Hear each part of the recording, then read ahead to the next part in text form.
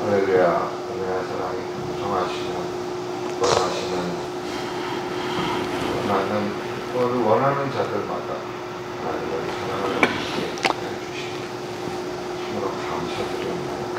지난 한 주간 동안도 저희와 함께하여 주셔서 저희가 삶 가운데 좌절하거나 전망하지 않게 해주셨고 아버지 삶에 대하여 승리하는 하루하루를 보낼 수 있게 해주시면 너무도 감사합니다. 주님, 나라와 세상이 수해로 인하여 많은 이들이 고통받고 있습니다.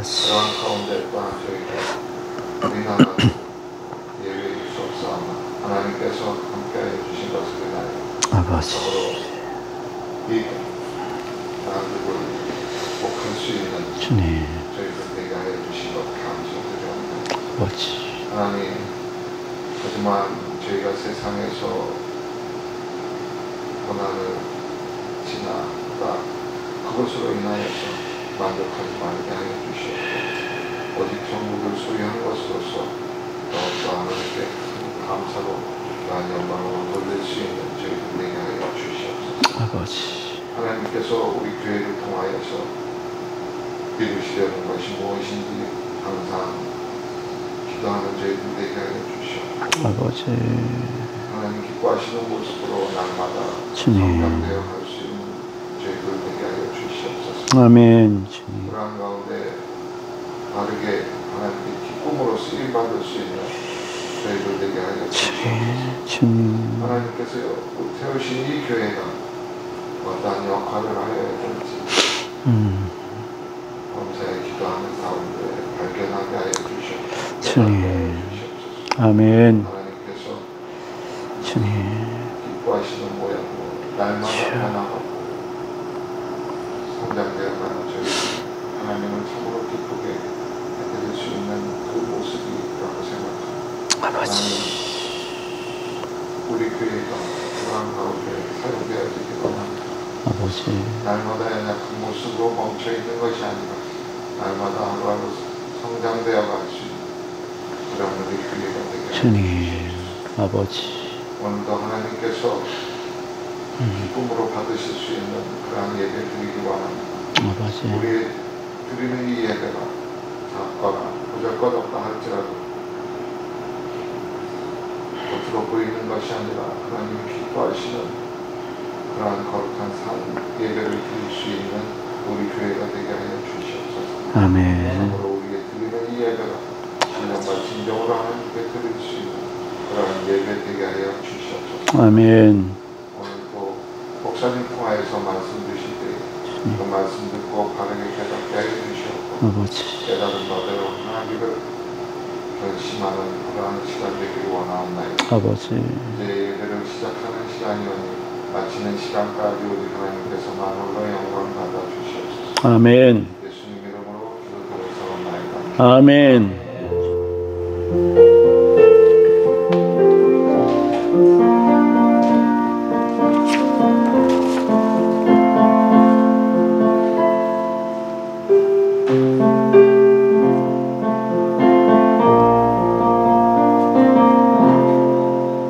우리 함께 사도신경 하시겠습니다.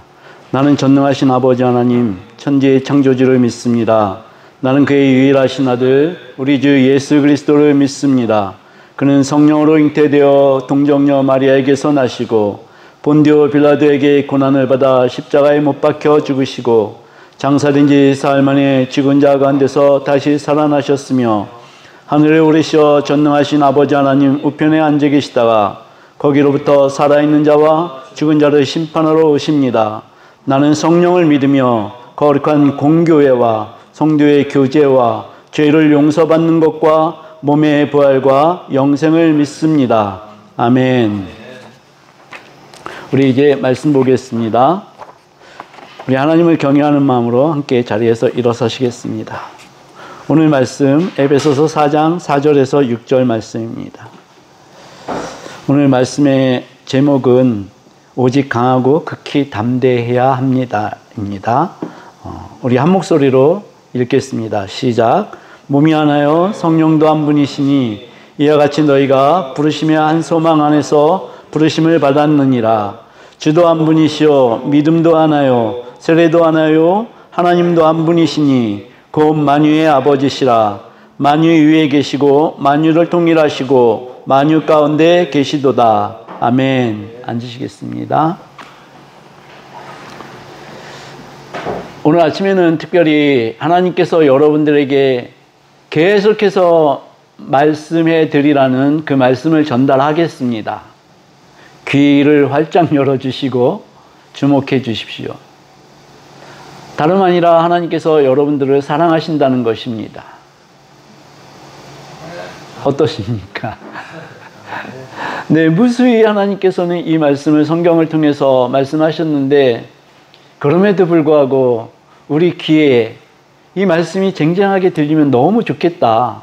그렇지 않습니까? 네, 하나님께서는 여러분들을 사랑하십니다. 예수 그리스도를 십자가에 다름으로써 여러분들을 사랑하셨던 하나님의 그 사랑은 지금도 여전히 유효하며 이제 우리를 부르신 그 부르심의 한 소망으로 우리를 이끌고 계십니다. 미래학자들이 세 가지를 경고를 합니다. 첫 번째가 기후변화입니다. 이 기후변화는 지구에 어떠한 재앙을 몰고 올지 지금 그 전초전이 펼쳐지고 있다는 생각이 듭니다. 그리고 두 번째가 과학의 첨단화가 오히려 인류에게 해악을 끼칠 것이다. 이렇게도 얘기를 합니다. 그리고 세 번째는 이건 교회적인 측면에서 바라보는 건데요. 교회가 돌파구가 없습니다. 무슨 얘기니까요? 우리 사역에서 예수님이 이 땅에 오셔가지고 하셨던 사역을 세 가지로 볼 수 있지 않습니까? 하나는 가르치시는 것이었고, 하나는 복음을 전파하시는 것이었고, 또 하나가 치유 사역이었습니다. 병 고치는 사역이었습니다. 귀신을 쫓아내는 사역이었습니다. 그런데 이 세 번째 사역이 교회들에서 막혀 있더라는 얘기죠. 과학의 발달로, 병의술의 발달로 이제 그것들에게 맡겨두는 그러한 시대가 되었습니다. 그래서 하나님께 구하지 않습니다. 이것이 당연한 현상이 되어지고 있습니다. 오늘 말씀을 이제 몸이 하나요, 성령도 한 분이십니다. 그런데 세 번째, 이와 같이 너희가 부르심의 한 소망 안에서 부르심을 받았다. 이 말씀을 가지고 나눌 때 이러한 문제들이 좀 해결됐으면 좋겠다라는 생각이 듭니다. 한 가지 여쭙겠습니다. 여러분들은 지금 그리스도 안에 있습니까? 어떠십니까? 혹시 그리스도 밖에 있다라고 느끼지는 않으십니까? 우리에게 가장 중요한 것은 우리가 어디에 있느냐는 것입니다. 우리가 그리스도 안에 있느냐 아니면 밖에 있느냐, 이것이 부르심에 합당한 생활을 우리가 하고 있느냐는 그러한 물음이 될 것입니다. 하나님은 하나님의 계획하심과 실행하심으로 예수 그리스도를 그 예수 그리스도 안에서 우리를 구원하셨습니다.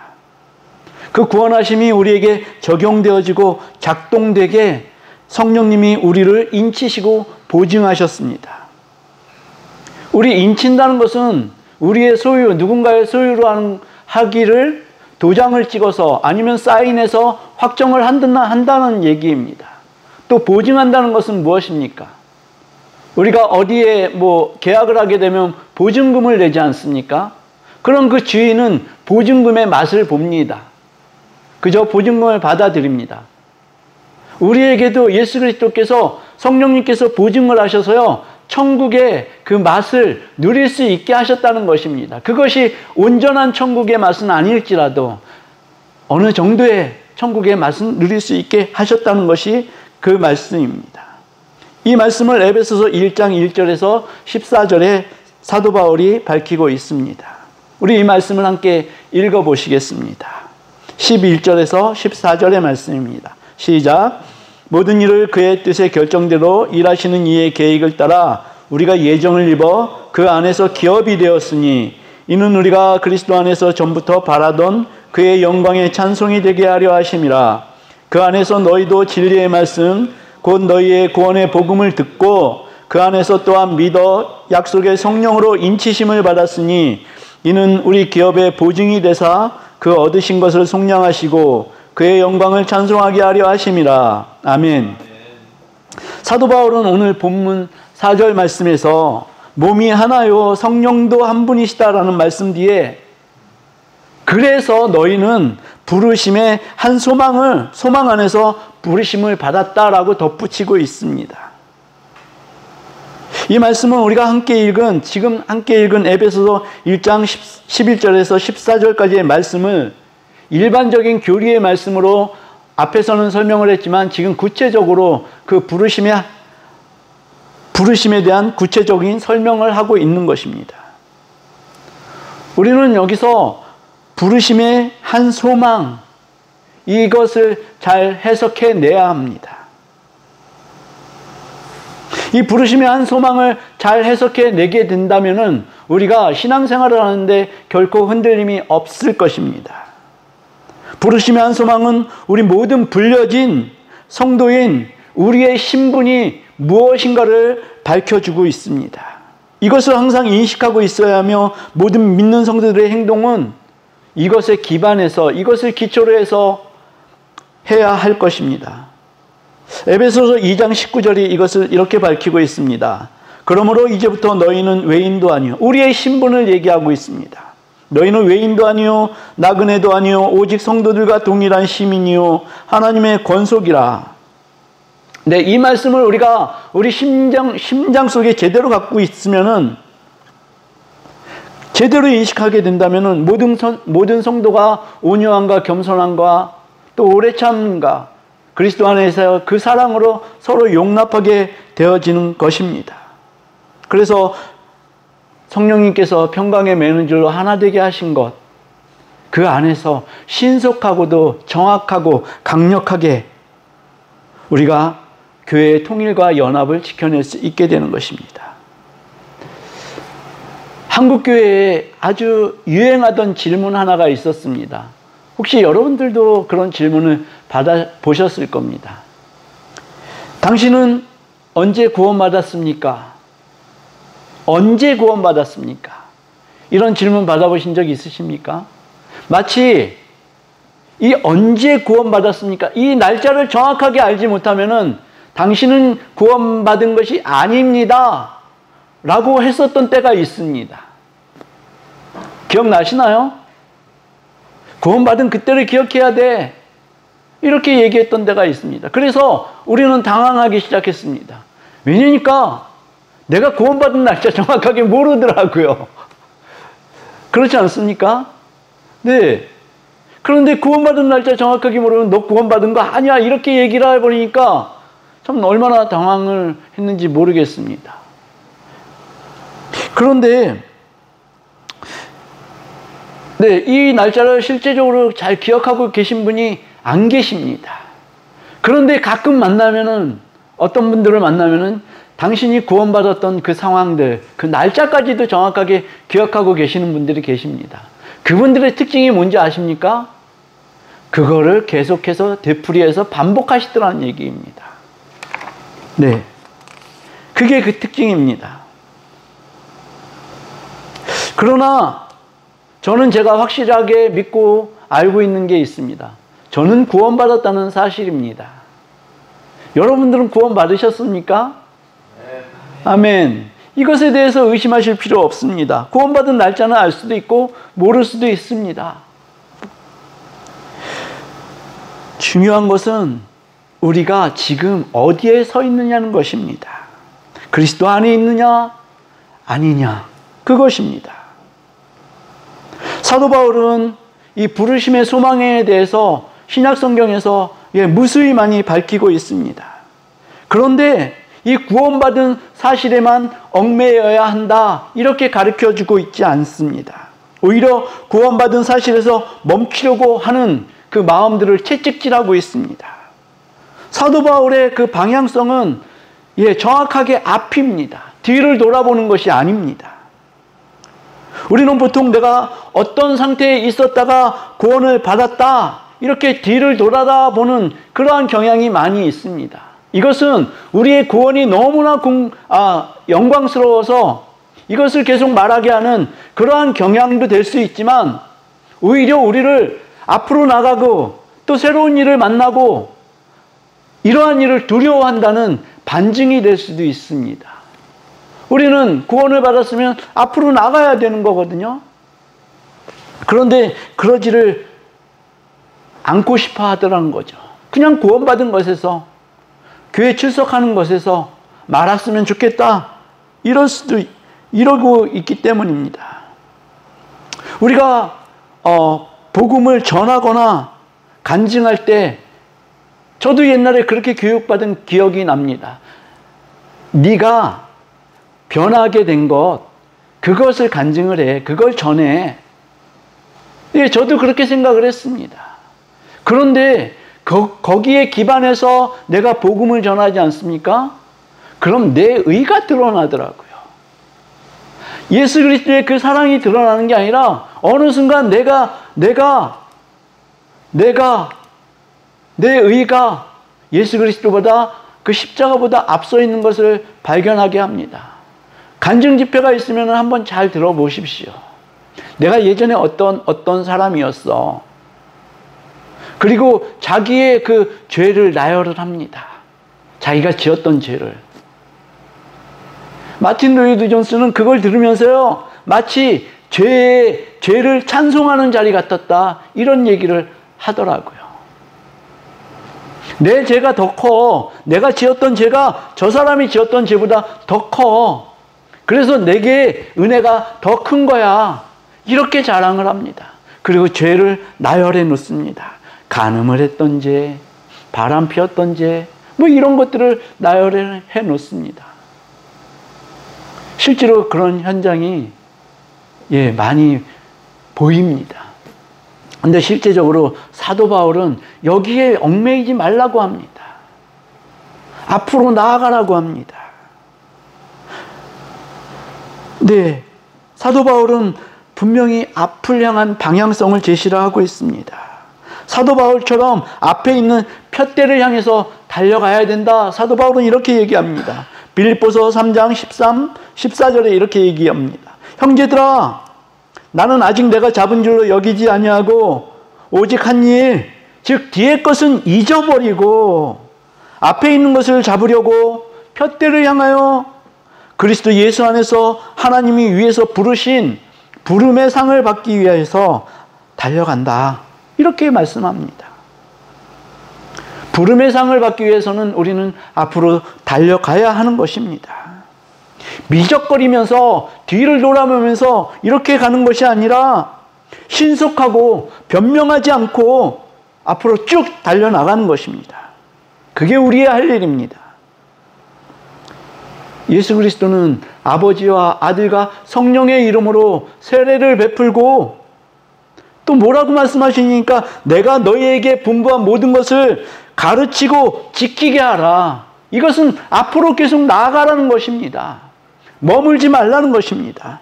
끊임없이 앞을 향하여 나가는 것, 그것이 부르심을 따라 행하는 것입니다. 대한민국의 교회가 지금처럼 정체기를 지나서 쇠퇴기에 들어선 것은 이 부르심의 소망을 제대로 알고 앞으로 달려가기를 그만두고 이 상태에 머물며 이 상태 안에서만 만족하기를 여기면 좋사오니 이것을 하기를 좋아하는 그러한 상태에 이르렀기 때문입니다. 그런데 예수님은 너희가 나를 믿으면 그저 건강하고 성공하고 행복하고 이런 삶을 살게 될 것이라 말씀하셨습니까? 예수님은 전혀 그렇게 말씀하시지 않으셨잖아요. 요한복음 16장 33절을 보니까요, 이렇게 말씀하셨습니다. 이것을 너희에게 이름은 너희로 내 안에서 평안을 누리게 하려 함이라. 세상에서는 너희가 환난을 당하나 담대하라. 환난을 당한다 라는 말씀입니다. 예수 그리스도를 믿으면 환난을 당한다. 환난을 당하지 않으십니까? 예수 그리스도를 제대로 적용시키지 못하고 있다는 말씀인 것으로 받아들여도 별로 문제가 없을 것 같습니다. 너희가 나를 믿으며 환난을 당할 것이다. 그러나 내가 세상을 이기었노라. 환난도 뚫고 갈 수 있는 게 부르심의 소망 안에서 앞으로 달려가는 것이라는 말씀입니다. 자, 이것이 기독교의 역설입니다. 너희가 환난을 당하는데 내 안에서 평안을 누릴 거야. 이것은 무슨 말씀이니까요? 부르심은 그 어떤 환난보다도, 그 어떤 고난보다도 큰 상이라는 것입니다. 이 부르심은 세상의 것들과 비교할 수 없다라는 것입니다. 얼마나 세상 것과 다릅니까? 이 말씀이 여러분 안에 살아있기를 주님의 이름으로 축복합니다. 현대교회에서 이러한 말씀을 전하는 게 얼마나 치명적인 것인 줄 모릅니다. 교회에 왔는데 환난을 당해야 한다, 고난을 받아야 된다, 이러면 누가 예수 믿겠습니까? 근데 예수님은 그렇게 말씀하셨다는 것이죠. 성경에 의해서. 우리 하나님은, 우리 예수님은 회색지대를 원하시지 않습니다. 믿든지 안 믿든지 둘 중에 하나입니다. 성령의 지배를 받든지 세상의 지배를 받든지 둘 중에 하나입니다. 하나님의 자녀이든지 사탄의 자녀이든지 둘 중에 하나입니다. 옳든지 그르든지 성경은 두 가지 중에 한 가지라고 말씀하십니다. 광명한 세상이든 어둠이 짙게 내려앉은 세상이든 둘 중에 하나입니다. 회색의 세상은 없는 것입니다. 회색지대라는 말이 좋습니다. 사실 나는 중립이야. 이거 너무 좋죠.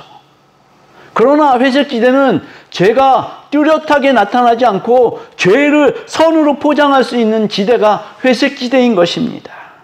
세상에 짙은 어둠과 다름이 없습니다. 그것을 우리는 좋은 말로 해서 회색지대 이렇게 표현합니다. 예수님은 이 회색지대에 속하라고 하지 않으셨습니다. 너희가 믿을 때에 차든지 덥든지 하라고 말씀하셨습니다. 부르심의 소망을 우리가 제대로 알고 그 소망에 기인한 삶을 하나님께 드리기 위해서 우리가 명심해야 할 것이 있습니다. 오늘 제목입니다. 말씀의 제목입니다. 여호수아서를 우리 한번 보시겠습니다. 여호수아 1장 7절과 8절 말씀입니다. 우리 이 7절과 8절 말씀을 한 목소리로 읽겠습니다. 시작. 오직 강하고 극히 담대하여 나의 종 모세가 내게 명령한 그 율법을 다 지켜 행하고 우루나 자루나 치우치지 말라. 그리하면 어디로 가든지 형통하리니 이 율법책을 내 입에서 떠나게 하지 말며 주야로 그것을 묵상하여 그 안에 기록된 대로 다 지켜 행하라. 그리하면 내 길이 평탄하게 될 것이며 내가 형통하리라. 아멘. 예, 제가 오직 강하고 극히 담대하여를 가로를 쳤습니다. 이 말씀이 저한테 다가왔습니다. 우리가 율법을 지켜야 하는데요. 세상 살면서 율법을 지켜야 하는데 오직 강하고 극히 담대하지 않으면요, 이 율법을 지킬 수 없다라는 말씀입니다. 오직 강하고 극히 담대하지 않으면은 우리는 부르신 그 부름의 상을 쫓아서 살아갈 수 없습니다. 우리는 세상을 살아갈 때요, 예수 그리스도의 사랑이 있고 십자가가 있습니다. 그리고 세상이 있습니다. 근데 우리 발은 어떻게 되어 있을까요? 예수 그리스도의 사랑과 예수 그리스도의 십자가에만 우리의 발이 당겨져 있을까요? 그랬으면 좋겠습니다.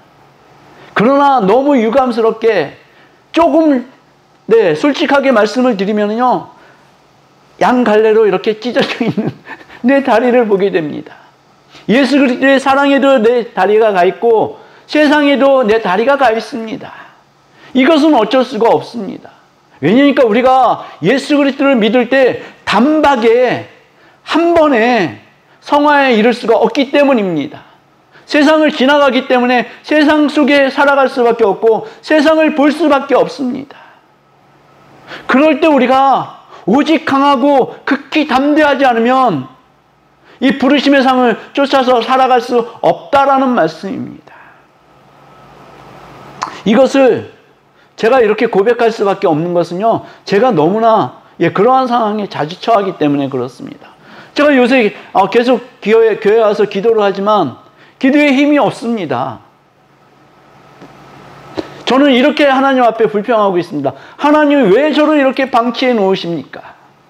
근데 여러 선교사들이나 이런 분들이 저에게 계속 들려주는 말씀이 있잖아요. 지금 21년이 지났는데 한 명의 결신자가 나오질 않는 그 선교사의 얘기. 이제 10년이 지나서 나는 이제 이 선교를 그만둘 거야 하고 한국으로 돌아갈 때 성령님이 말씀하셨던 그 말씀들. 그런데 저는 지금 이 상황에서, 이 자리에서 제가 방치된 것 같은 그러한 느낌을 받습니다. 아내는 하루 걸러서 하루가 아프다고 하고, 저는 그래서 바깥에 나가서 이렇게 잠시 여유롭게 공기를 쐬고 이러는 것 같아서도 너무 부담스럽고. 네, 이런 상황에 있습니다. 하나님 왜 저를 방치해 두십니까? 이것은 어디서 나온 일이니까요? 제가 앞을 향하여서 나아가지 못하고 지금 이 환경에 제가 몰입해 있다는 그러한 반증 아니겠습니까? 이것이 부르심을 받은 목사의 태도입니까? 부르심을 받은 성도의 태도입니까? 결코 아닙니다. 오직 강하고 극히 담대하지 않으면 이 부르심의 상을 쫓아서 우리가 살아가는 것이 힘들다는 얘기입니다. 왜 그럴까요? 마귀가 우리를 가만히 놔두질 않습니다. 우리 마음을 휘저어버립니다. 네. 어떻게 휘젓냐고요? 겁나게 휘젓습니다. 참 그렇습니다. 겁나게 휘저어버립니다. 그래서 우는 사자같이 우리를 삼키려고, 우리가 앞으로 나가지 못하면요, 우리가 움직이지 않으면요, 사자의 먹이가 될 수밖에 없습니다. 원수마귀의 먹이가 될 수밖에 없습니다. 움직여야죠. 살아있으면 움직여야죠. 앞으로 가야죠.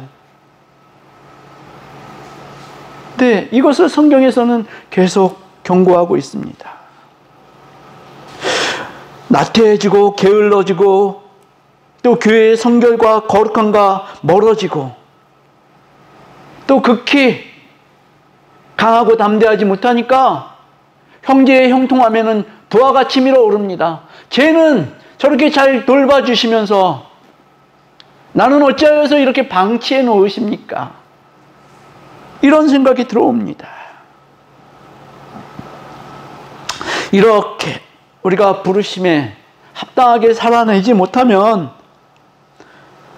말씀도 그렇고요, 교회에 주신 우리의 사명도 결코 우리는 이루어낼 수 없습니다. 오직 강하고 극히 담대해야 부르신 그 부르심의 상을 쫓아서 우리가 살아갈 수 있게 되는 것입니다. 이 부르심의 한 소망을 우리에게 적용시키시는 분이 성령님이십니다. 성령님께서 그것을 계속 깨우쳐 주십니다. 그런데 부르심의 한 소망의 하이라이트는 뭘까요? 우리를 부르셨는데요, 그 끝의 영광은 무엇일까요? 성경은 이렇게 밝히고 있습니다. 빌립보서 3장 21절을 우리 함께 읽었으면 좋겠습니다. 부르심의 한 소망의 하이라이트입니다. 우리 함께 읽겠습니다. 시작. 그는 만물을 자기에게 복종하게 하실 수 있는 자의 역사로 우리의 낮은 몸을 자기 영광의 몸의 형체와 같이 변하게 하시리라. 아멘. 우리를 부르셨는데요, 예수 그리스도와 같이 영광의 그 몸의 형체와 같이 변하게 하신다.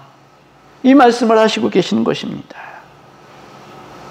우리는 주님의 은총을 입은 성도가 분명하지만, 그렇죠? 우리가 완전한 성화에 도달하는 것, 그것은 시간이 걸립니다. 우리 흔히 얘기하죠. 백조가 호수에 떠있기 위해서는 어떻게 해요? 위에서는 아주 우아한 몸짓을 하고 있지만 밑에서는 계속 물장구를 치고 있다라고 얘기를 하지 않습니까? 그러한 우리의 어떤 힘씀, 애씀 필요하다는 것입니다. 만약에 우리가 교회에서요, 교만한 성도가 없고 실수를 계속 반복하는 성도가 없다면 사도 바울은 오늘의 이 말씀을 에베소서 4장 1절부터 3절까지의 말씀을 하지 않았을 거예요. 너희가 오래 참아라. 그리스도 안에서 서로 용납해라. 겸손하고 온유해라. 이 말씀들을 왜 하신 겁니까?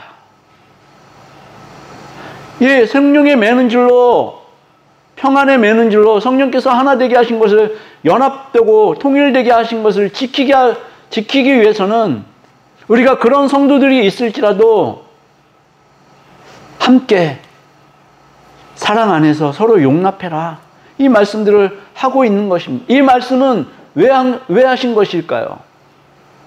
그러한 성도가 있더라는 얘기입니다. 네. 에베소 교회뿐만이 아니라 고린도 교회도 역시 마찬가지고 모든 교회에는 그런 성도가 있더라는 얘기입니다. 그래서 겸손해라, 온유해라, 오래 참아라, 서로 용납해라 하는 것입니다. 우리가 끊임없이 말씀을 묵상하지 않고 기도하지 않고 순종하지 않는다면 우리는 이 말씀대로 살아갈 수가 없습니다. 말씀이 나를 이끌어가도록 맡겨드려야 합니다. 나는 죽고 그리스도께서 사시도록 완전한 성령님의 지배를 받아야 합니다. 사도 바울은 이것을 이렇게 말씀했습니다. 골로새서 3장 1절 2절의 말씀을 우리 함께 읽겠습니다. 골로새서 3장 1절 2절 말씀입니다. 시작. 그러므로 너희가 그리스도와 함께 다시 살리심을 받았으면 위의 것을 찾으라. 거기는 그리스도께서 하나님 우편에 앉아 계시느니라. 위의 것을 생각하고 땅의 것을 생각하지 말라. 아멘. 네, 우리가 위의 것을 찾아야 합니다. 위의 것을 찾으면 우리가 우리의 영광된 그 모습을 찾게 되면, 그 모습 안에 살게 되면 우리는 극히 강하고 오직 강하고 극히 담대하게 부르심을 따라서 살아갈 수 있는 것입니다. 우리 인간에게 내재된 최악의 심성이 있다라고 합니다. 그것은 우리 안에 있는 경쟁심입니다. 이 경쟁심이 아름답게 순기능을 할 때도 있습니다. 분명히 있습니다. 그렇죠? 그런데 이 최초의 경쟁심을 나타냈던 성경이 있습니다. 창세기에 카인과 아벨의 사건 아시죠? 근데 이 둘 형제가 하나님 앞에 예배를 한다 그랬는데 경쟁적으로 예배를 했습니다. 제사를 지냈습니다. 근데 그 경쟁에서 카인이 졌습니다. 그래서 어떻게 했죠? 아벨을 죽이지 않습니까? 인류의 문명은요, 살인으로부터 시작이 됐습니다. 이게 참 놀랍지 않습니까? 이게 경쟁입니다. 전쟁이 왜 일어납니까? 경쟁심에서 일어납니다. 무기, 비축을 해놔야 되겠다. 쟤들보다 우리가 많아야 되겠다. 경쟁심에서 일어납니다. 자, 전쟁은 사람의 몸과 정신을 죽일 수 있습니다. 근데 오스왈드 챔버스에 의하면은 이 경쟁심은요, 사람의 영혼을 죽일 수 있다라고 얘기를 합니다. 이 경쟁심에도요,